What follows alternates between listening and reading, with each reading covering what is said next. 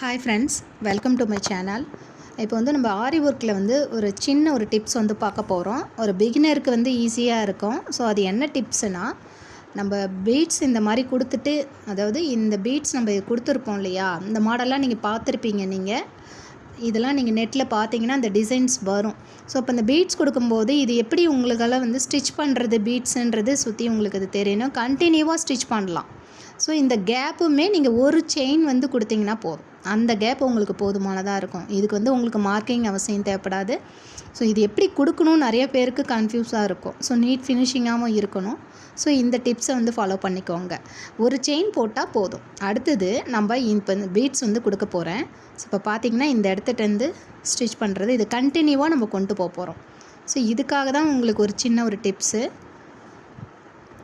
இதை நம்ம அப்படியே சுற்றி பீட்ஸ் எப்பயும் போல் நம்ம ரெண்டு பீட்ஸ் வந்து கொடுப்போம் இல்லையா. ஸோ அந்த கேப்புக்கு ஏற்ற மாதிரி நம்ம வந்து பீட்ஸ் வந்து கொடுக்க போகிறோம். கொடுத்துட்டோம். ஸோ இப்போ இந்த இடத்துக்கு நம்ம அப்படியே கண்டினியூவாக போகிறதுக்கு பதில் இந்த இடத்துக்கிட்ட நம்ம நாட் பண்ணுறதுக்கு பதில் நம்ம இங்கே ஒரு செயின் கொடுத்துக்கலாம். ஏன்னா நம்ம அப்பப்போ வந்து நாட் பண்ணிகிட்டு இருந்தோன்னா நமக்கு டைம் வந்து உங்களுக்கு சேவ் ஆகாது, லேட் ஆகும். ஸோ இந்த இடத்துக்கிட்ட மறுபடியும் ஒரு செயின் கொடுக்குறேன். ஸோ இப்போ பார்த்தீங்கன்னா மறுபடியும் நான் சொல்கிறேன், இந்த இடத்துக்கிட்ட நம்ம வந்து கொஞ்சம் கேப்பில் அப்படியே ஒரு செயின் கொடுத்துக்கிறேன்.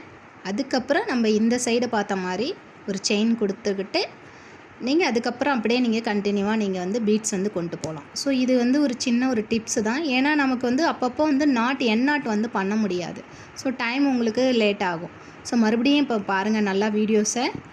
இப்போ நான் இது வந்து முடிச்சுட்டேன். இந்த இடத்துட்ட பீட்ஸ் கரெக்டாக ஆகிடுச்சு. இந்த இடத்துட்ட ஒரு செயின் கொடுக்குறேன் நான்.